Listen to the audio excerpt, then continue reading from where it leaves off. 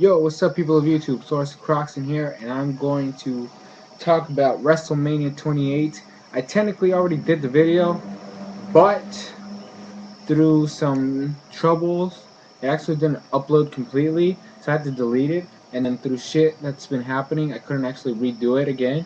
So what I'm gonna do here, what I'm gonna do this time is I'm gonna try to do it shorter and just give you the matches, like reintroduce the matches, who won and how. And if you want me to actually explain how the match went, then I'll do a separate video saying the matches. So I'm gonna talk to you in order as it happened in WrestleMania. But before I talk about matches, I'm gonna first say the stuff that didn't involve a match but was still technically happened. The first thing is, oh, by the way, I got this book, $20 at WrestleMania. But the first thing that doesn't involve a match is the Hall of Fames actually did get to go there, and we actually saw everybody. And it was pretty interesting. And the other thing that we had that didn't involve a match was Mr. Brodus Clay actually showed up, did a little dance sequence with apparently his mom. He actually got the whole public to join in and everything.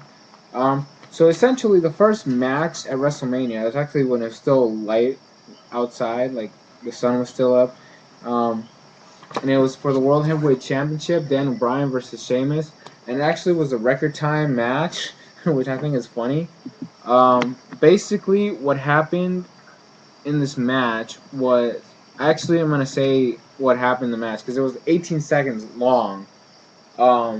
So I can actually say what what happened in the match because it was so fast. So basically, what happened is that Dan O'Brien came in. Sheamus was in already, and when they rang the bell, the ding, Dan O'Brien stopped Sheamus from attacking so that he could give AJ, his girlfriend at the time, and I say at the time because recently they broke up.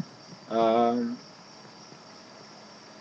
and basically, so just after the kiss, he turns around and Sheamus. I don't remember the name of the move right now, but it's that kick to the face, and Dan Bryan was out. Now there's a match before this, but it didn't actually happen at WrestleMania. It was like some pre-show that actually happened. Like if you watched it live, like not live, but on pay-per-view, and it was Primo with Epico against Justin Gabriel with Tyson Kidd and the Usos. I honestly didn't see this fight. All I know is that the champions kept their their belt. I actually don't know anything about that, so I can't say anything. The match that happened right after that was actually a lot more interesting. It was the let me see if I get the Kane versus Randy Orton match. Um, the way this match ended, by the way, Kane won.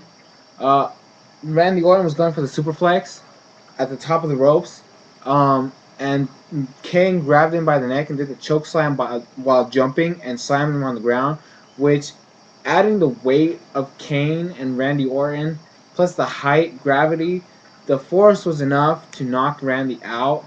So I can actually say why Kane actually deserved that victory. Previously, I stated it was a 50-50, but Kane deserved that victory. I'm not gonna lie. He truly deserved that victory. The next fight that happened was for the Intercontinental Championship. Big Show versus Cody Rhodes. This match was like somewhat long. Actually, 6 minutes. And Big Show won this because Cody Rhodes had actually tried to knock out Big Show, and Big Show kind of pushed him off. And then as soon as he was kind of stumbling, so when he came back, he came to. Big Show already had the right fist ready, the right knockout punch, knocked Cody Rhodes out, and the count out. I mean, not the count out, but the count. And I actually made a statement, and I was like, you count to 100 and it won't even matter because he's out already. He's just out. The next match, which actually considered the most boring match at WrestleMania was the Divas. You have Kelly with Maria Menounos versus Eve and Beth. I previously stated that Beth was the one that's going to win, but she was screwed over again because it was a tag match. Basically what happened was Eve actually was knocked out. Um, Kelly was fighting Beth. Beth was about to take her out, but she reversed it. Maria was kind of wobbly. She was like, she didn't even know what she was. Kelly made the tag because she got hurt, but Maria was kind of still out of it. She started climbing slowly up the ropes to do like a jump from the top, and Beth got up instantly, like grabbed her, and Eve was getting up off the ropes, and then for some reason, like Beth was about to slam Maria down on the ground, but Kelly intervened by taking her off, and then they pushed her, and she ran into Eve, which caused Eve to fall, and then Maria went like and did that back cover that she did back in tribute to the troops, which is really annoying, because I hate the fact that they made her lose against this person who's not even a diva. She's just some random chick. I call bullshit on that. It was just retarded.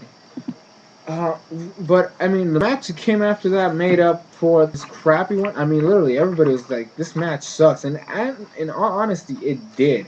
It was more long than it should have been. It felt long. It was just awful. But the match that came after that was the end of an era match, Hell in a Cell.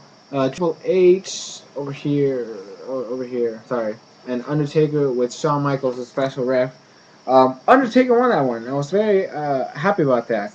All the 20-0 signs. Of course, some people still went for Triple H, which actually made sense. I previously in the previous episode, I stated I wanted Undertaker to win, but I wouldn't have a problem with Triple H won, because it would make sense. But I still thought the Undertaker just would have won, which he ended up doing. What happened was that Triple H was defiant. Freaking dogs. And had the sledgehammer, and he was about to knock Undertaker out, and Undertaker took it away, and he was like, "No, you're not gonna do that. You're not gonna do that." And the Undertaker, Triple H, still defiant, did that whole "suck it" move that I think Shawn Michaels was the first one to introduce that. And then Undertaker just got pissed, knocked him with the sledgehammer, and then did that whole take off the sleeve things. And Triple H was actually pulling himself up. It actually looked a little wrong. I'm just serious. I'm not saying it's that's the way people should think, but to me, and I'm pretty sure a lot of other people, it looked wrong the way he was climbing up, and it was just awkward. And then Undertaker just grabs his head and just goes, and then does the tombstone pile drive, and it was done. It was done. I liked what happened afterwards, where Triple H was being carried out by Shawn Michaels and Undertaker. I thought that was just a good sportsmanship. The match that came after that was kind of prolonged too, and it wasn't as exciting as I thought it was going to be. Plus, the ending sucked and the fact that I was confused throughout the match just made it worse. But it was the Team Johnny versus Team Teddy. Actually, in the book was made way before the match was officially done, because Christian's in it, but Christian wasn't in the match. He was replaced by, I keep forgetting his name. Gosh, if I don't say it, or I'm drawing a blank here. Let me see if I can find it here. Let me see. Drew McIntyre. There we go. I'm sorry, he's just not that important. Plus, the fact that he was fired so many times just makes it even more weird and strange. But basically, this match was just random. I actually did not understand what was going on. It wasn't the way I thought it was going to be. The match ended when The Miz, I personally thought The Miz was out, but apparently he wasn't. I'm serious. I was so confused. But it ended when he did the face crushing. I don't even know what it's called, against Zack Ryder. After Zack Ryder, he was pumped up and everything. I personally blame this match. This match is lost on Eve because Eve was in the ring doing the woo woo woo with Zack Ryder, because the Miz was actually in the corner and he was gonna do the little camera shot thing, and he was trying to get Eve out of the ring so he could finish the fight. And then that's when the Miz did that move, which I do not know what it's called, and went for the count, and then Team Johnny wins. So I was very upset about that. But like I was saying, I'm so confused in this match. I didn't know what the freak was going on. So honestly, I didn't even care for this match at all, as much as I thought I was going to. But the match that came after that was the WWE Championship match, between, looking in the book, CM Punk versus Chris Jericho. This match is actually very prolonged. I mean, it wasn't the longest because the Triple H Undertaker one was the longest, but it was prolonged. It lasted quite a bit. CM Punk won this one. He did the sleeper knee to the head twice. And there was just a bunch of nonsense going on. Actually, what Laurinaitis said, because this was the match right after Team Johnny won, he was like, CM Punk, if you get disqualified, you lose your title. Because technically, that's not how it counts. If you get disqualified, you don't lose your title. So that was a rule that was stated right before the match. So I thought that was abuse of power, abuse of recently gotten power. But anyway, so CM Punk wins by doing that sleeper knee to the face against Chris Jericho, and that's how he won. But it was a very interesting fight. It was, like, I'm not saying prolonged that was bad, but it lasted enough to actually get you into the fight. You know what I mean? And of course, the last match, which is actually on the cover right at the top, and it's actually the first match in the book. The Rock versus John Cena. The Rock won this one, and it was very interesting how this all worked out. It was the second longest match in WrestleMania. The way this fight was going, The Rock had an advantage at the beginning. John Cena took the advantage for the second half, but at the end, The Rock came back. I actually give this one of the fans' perspective, because I'm gonna give you how this whole fight kind of ended. Basically, after John Cena did the whole attitude adjustment twice, he was actually doing a chokehold on The Rock. And The Rock, they did that whole, well, you have to check 3 times, and if that third time they don't move, then it's over. And The Rock actually fell twice, and then before the third one even happened, you see all these fans cheering for The Rock. And when they did that third one, he was like, oh, whoa, I'm not done yet. Took off John Cena. Freaking dogs in the background. I'm sorry about this. And basically, John Cena actually comes back again, and tries to do the people's elbow, which I thought was retarded, because he was doing it stupid. Because when The Rock does it, just all pumped up, because it's his move, right? Just that woo, like crazy.